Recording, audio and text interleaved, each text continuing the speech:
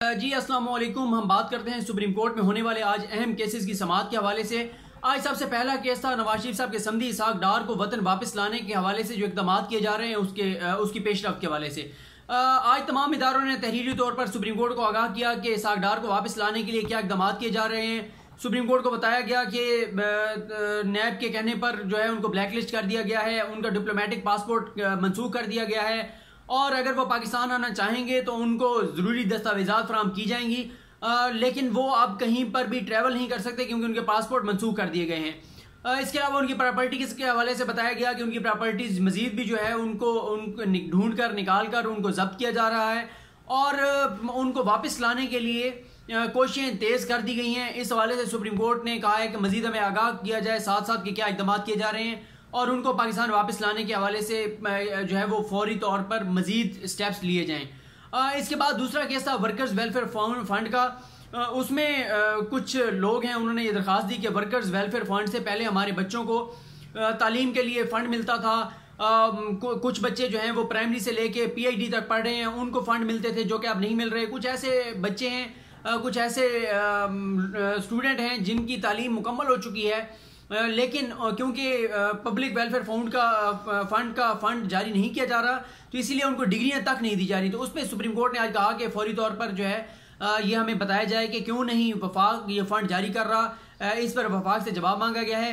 इसी केस के अंदर चीफ जस्टिस मियां साकिब निसार साहब ने जो चारों सूबे हैं उनके जो एडवोकेट जनरल ऑफिस हैं उनकी कारकर्दगी पर तशवीश का इजहार किया, इजहार नाराज़गी किया। चीफ जस्टिस साहब का कहना था कि हम अहकाम देते हैं, उसके बाद हमारे अहकाम पर अमल दरामद नहीं होता, रिपोर्ट्स ला के दे दी जाती हैं, कोई रिपोर्ट पढ़ता नहीं है, बगैर पढ़े रिपोर्ट सबमिट करा दी जाती हैं, फिर बर वक्त नहीं सबमिट कराई जाती। तो आज सुप्रीम कोर्ट ने यह हुक्म जारी किया है कि आइंदा हर ह्यूमन राइट का जो केस होगा, अवामी मफाद का जो केस होगा, उसमें हर सूबे का एडवोकेट जनरल खुद मौजूद होगा और वो मुकम्मल तैयारी के साथ मौजूद होगा, कोई तारीख नहीं मांगी जाएगी और सुप्रीम कोर्ट जो अहकाम देगी उस पर मुकम्मल तौर पर अमल दरामद कराया जाएगा। इसके बाद केस था कि कल CDA ने ARY बोल और कैपिटल TV के दफातर को सील कर दिया था और ये सील किया गया था जस्टिस शौकत अजीज सिद्दीकी के हुक्म पर। तो सुप्रीम कोर्ट के सामने आज जब ये दरखास्त आई तो पता चला कि जस्टिस शौकत अजीज सिद्दीकी ने हाई कोर्ट में बैठे हुए खुद जो नोटिस लेने के जो इख्तियारात होते हैं 184(3) के जो इख्तियारात होते हैं जो कि सुप्रीम कोर्ट के पास हैं उनको उन्होंने एक्सरसाइज किया और उसके तहत उन्होंने कहा कि इन चैनल्स को जाके बंद कर दें।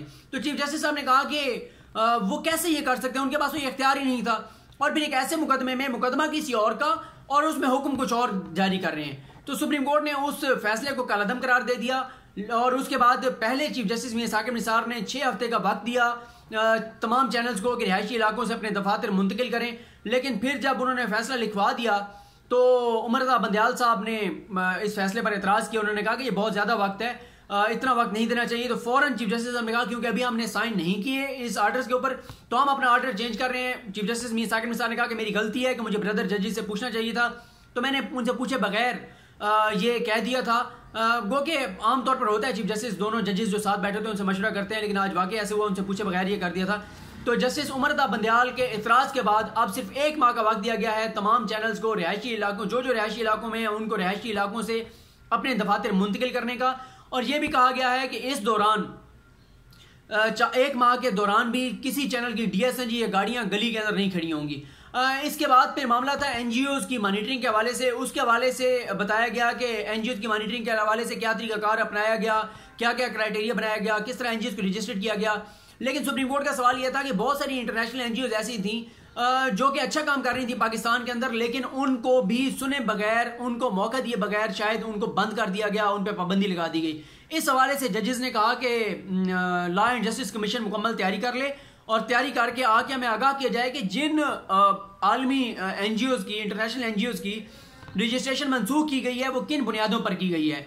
तो अब ये केस जो है वो चैम्बर में सुना जाएगा और चैम्बर में फिर जजेस को आगाह किया जाएगा। PKLI Pakistan kidney and liver transplant जो इंस्टीट्यूट है लाहौर के अंदर, उसके हवाले से आज केस की समाअत थी जिसमें फोरेंसिक ऑडिट हुआ था, भारी पैमाने पे बेज़ाब्तियां और करप्शन सामने आई थी। उसमें चीफ जस्टिस साहब ने कहा कि हमें तो एक बात की समझ नहीं आ रही कि कैसे एक ट्रस्ट बनाकर और उसको 32 अरब दे दिए गए। ट्रस्ट का एक धेला नहीं है, सारा पैसा सरकारी पैसा है, कौम के टैक्स का पैसा है, लेकिन करेगा सारा कुछ ट्रस्ट। ये भी जजेस ने कहा कि हैरत है कि पैसे उस ट्रस्ट को दिए गए, वो खुद ट्रस्ट बैठकर मंजूरी देगा, खुद अप्रूव करेगा, खुद खर्च करेगा। तो ये क्या है, हम तो इसकी कानूनी हैसियत को भी देखेंगे इस ट्रस्ट की। और दूसरा अब ये कहा गया है कि क्योंकि अब ये चीफ जस्टिस में साकिब निसार ने कहा क्योंकि अब ये हमारे गले पड़ चुका है और अगले 3 साल तक सरकारी खजाने से मजीद पैसे दिए जाने हैं, लेकिन अब क्योंकि इतने पैसे लग चुके हैं अब इसको चलाना है तो काम को तेजी से आगे बढ़ाया जाए। हुकूमत से कहा गया कि इसके लिए जो जरूरी फंड है वो जारी करें और जो नई कमेटी बनाई है उसके जो सरबराह बनाया गया वो इकबाल हमीदुर रहमान साहब, जस्टिस रिटायर्ड इकबाल हमीदुर रहमान साहब को उस कमेटी का हेड बनाने का फैसला किया गया है। गो कि अभी जस्टिस साहब से एक बार बात की जाएगी और इसके बाद ये कमेटी इस ट्रस्ट के, इस हॉस्पिटल के मामला को देखेगी। किसी डॉक्टर को ट्रांसफ़र नहीं किया जाएगा और अब इस हॉस्पिटल को जो है वो फंक्शनल करने के लिए कोशिश की जाएगी। इसी दौरान नईम बुखारी के साथ चीफ जस्टिस का मुकालमा भी हुआ क्योंकि इसी केस के अंदर PKLI जिस ठेकेदार ने बनाया उसने ये ऑफर किया है कि मैं डैम बनाने को तैयार हूँ, ये जो दिया मीर भाषा डैम है, और 20 से 25% कम कॉस्ट पर, जो कि बाकी लोग कहेंगे कि हम इतने में बना देंगे, उससे 20-25% कम पे। तो चीफ जस्टिस ने कहा कि आप तहरीरी तौर पर हमें आगाह करें। फिर इसी दौरान चीफ जस्टिस ने नईम बुखारी से कहा कि आपको पता है कि बहुत एतराज़ हो रहा है कि हम ये जो फंड रेजिंग कर रहे हैं इसे चंदा कहा जा रहा है, इसे भीख कहा जा रहा है और इस पर एतराज़ किया जा रहा है। तो चीफ जस्टिस साहब ने कहा कि जो कौमें अपने मफाद के लिए खड़ी होती हैं, इस तरह करती हैं, तो इसको भीख नहीं कहते और कौमें इसी तरह आगे जाती हैं कि वो अपने पाँव पे खुद खड़ी होती हैं। चीफ जस्टिस साहब ने कहा कि जो मुखालफीन हैं उनको और कोई एक्सक्यूज़ नहीं मिला तो वो इस पर एतराज़ करना शुरू हो गए हैं। और फिर चीफ जस्टिस साहब ने कहा कि ये कमज़र्फ लोग हैं जो इस तरह की बातें कर रहे हैं, डैम के ऊपर एतराज़ कर रहे हैं, फिर डैम के चंदा इकट्ठा करने के हवाले से बात कर रहे हैं। तो इस पर खासा नाराज़ नजर आए चीफ जस्टिस मियां साकिब निसार साहब। इसके बाद जो है वो बहुत ही अहम केस था, वो था LNG के अंदर जो करप्शन है, LNG का जो मुआहदा किया गया कतर के साथ, उसका जो करप्शन के हवाले से बातें सामने आती हैं। उसमें केस दायर किया, दरखास्त दायर की थी असद खरल ने। उस केस की जब समाअत का आगाज़ हुआ तो अटारनी जनरल ऑफिस से एक डिप्टी अटारनी जनरल है या एडिशनल अटारनी जनरल है, उन्होंने ये कहा कि आजकल कल से ब्लूमबर्ग की एक रिपोर्ट के बड़े चर्चे हैं जो इस हवाले से छापी गई है। तो इस पर जस्टिस उमर रज़ा बंदियाल ने कहा कि इस तरह की रिपोर्ट्स जो हैं वो क्रेडिबल नहीं होती, वो मोतबर नहीं होती। हमने रिकॉर्ड को देखना होता है, हमने फैक्ट्स देखने होते हैं, हमने इन खबरों को नहीं देखना होता।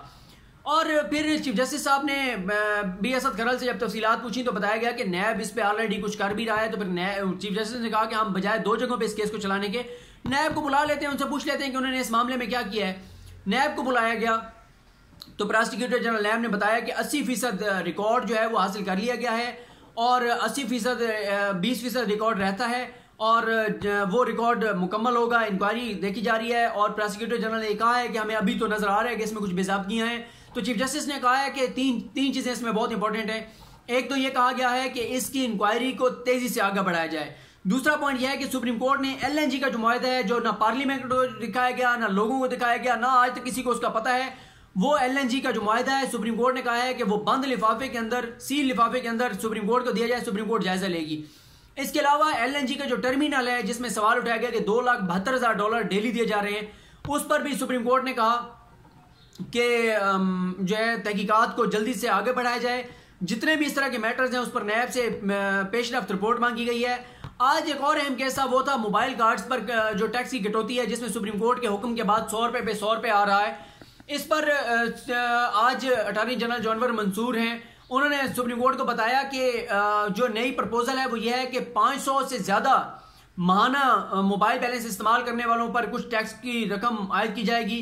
फिर जो 1500 से ज़्यादा इस्तेमाल करेंगे उन पे उससे ज़्यादा टैक्स लगाया जाएगा और जो 500 से कम का बैलेंस इस्तेमाल करेंगे उन पर कोई टैक्स नहीं लगाया जाएगा। तो चीफ जस्टिस ने कहा कि आप वो प्रपोजल हमारे सामने रखें तो फिर हम देखते हैं, क्योंकि अगर किसी कोई ऐसा बंदा है, गरीब है, वो टैक्स नेट में नहीं आता, उस पर टैक्स देना नहीं बनता, तो फिर कैसे मोबाइल कंपनियों से टैक्स ले सकती हैं? और जब वो रिफंड भी नहीं करा सकता वो बंदा, तो आप फिर कोई ऐसा कानून बनाएं कि और वैसे भी आवाम को रिलीफ दें। अच्छी बात है कि लोगों को 100 रुपये पे 100 रुपये मिल रहा है, तो इस हवाले से अब उन्होंने कहा है कि हम देखेंगे इस सारे मामले को, अटॉर्नी जनरल ने कहा है, और हम सुप्रीम कोर्ट के सामने जो है ये मामला रखेंगे। आज चीफ जस्टिस साहब ने प्रोसिक्यूटर जनरल नैब से एक बहुत अहम बात की। उन्हें कहा कि आप ये बताएं कि जो आपके इन्वेस्टिगेटर हैं, जो ऑफिसर हैं आपके, तहकीकात जो करते हैं, तफ्तीश जो करते हैं, उनको किसने हक दिया है कि वो लोगों की तस्दीक करें?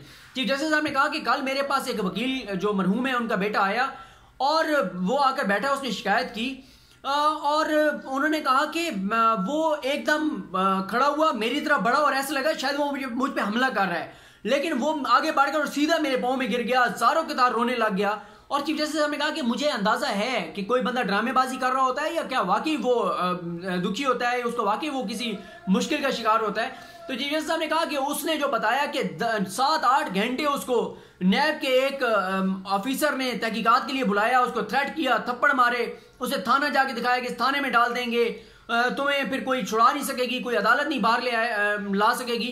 तो चीफ जस्टिस साहब ने कहा कि हम आपको लोगों की तज़हीक की इजाज़त नहीं देंगे, आप हमें तो कहते हैं कि हम आपके ऑफिसर्स के खिलाफ कोई रिमार्क्स ना दिया करें, वो डीमोरलाइज होते हैं, तो ऐसा नहीं हो सकता कि हम आपकी इज्जत बनाए रखने के लिए लोगों की तज़हीक बर्दाश्त करते रहें। हम हरगिज़ नैब को हक नहीं देंगे, नैब लोगों की तज़हीक करे, इस तरह उन पर तशद्दुद करे, जाकर सब अपने तफ्तीशी अफसरान से कहें कि इस तरह का रवैया बर्दाश्त नहीं किया जाएगा। जिसने ये किया है, जो मेरे पास शिकायत आई है, हम नोटिस जारी कर रहे हैं और नोटिस जारी करने के बाद हम उसके हवाले से फैसला करेंगे। इसी दौरान चीफ जस्टिस ने जो डीजी हैं HR सेल, उनको भी बुलाया, उनको बताया, कहा कि आप बताएं कि क्या हुआ था। उन्होंने वो सारा वाकया बताया कि किस तरह से वो शख्स जो है वो आकर चीफ जस्टिस साहब के पाँव में गिरा। फिर चीफ जस्टिस साहब ने कहा कि वो जो मुतासरा शख्स था वो मेरे पास आके काफ़ी इत्मीनान महसूस कर रहा था। उसने मुझे कहा कि ऊपर अल्लाह की ज़ात है, ज़मीन पर आप हैं, मुझे और किसी से इस वक्त उम्मीद नहीं है, आपसे उम्मीद है। तो इस पर चीफ जस्टिस साहब ने कहा कि नैब को हम इजाज़त नहीं देंगे इस तरह से लोगों की तज़हीक और तौहीन करने की, और इस पर कोई कंप्रोमाइज़ नहीं किया जाएगा। एक आज ब्यूरोक्रेसी का केस था, एक ऑफिसर थे, उनका यह था कि मुझे तरक्की नहीं दी गई। इस पर जस्टिस इजाजुल हसन साहब का कहना था कि इशारा था फवाद हसन फवाद की तरफ के उनके होते हुए मखसूस किस्म के लोगों को तरक्कियाँ दी गई। अजीब व गरीब क्राइटेरिया था, बजाय इसके कि कोई सॉलिड चीज़ें देखने की बजाय मन मर्जी थी, जिसको जितने मर्जी नंबर दे दो उसकी तरक्की कर दो, जिसको मर्जी तरक्की ना दो, किसी को फेवर दे दो, किसी को फेवर ना दो, मर्जी थी जैसे मर्जी को करता रहे। अब इमरान खान की हुकूमत से ये कहा गया है कि वफाकी हुकूमत को कमेटी बनाए। कल एक केस लगा हुआ है, उसमें सुप्रीम कोर्ट इन चीज़ों को सुनेगी कि एक कमेटी बनाए जो कि देखे कि जो ऑफिसर्स हैं जिनको तरक्की नहीं दी गई, इनका मामला ब्यूरोक्रेसी का देखे, जितनी नून लीग के दौर में बेज़ाब्तियाँ हुई हैं, जो ब्यूरोक्रेसी के अंदर बद इंतजामियाँ हुई हैं, जो गलत तरक्कियाँ हुई हैं, उन सबको देखे और उन सबको देखकर और उसके हवाले से जो है वो फैसला किया जाए। आज एक और केस था,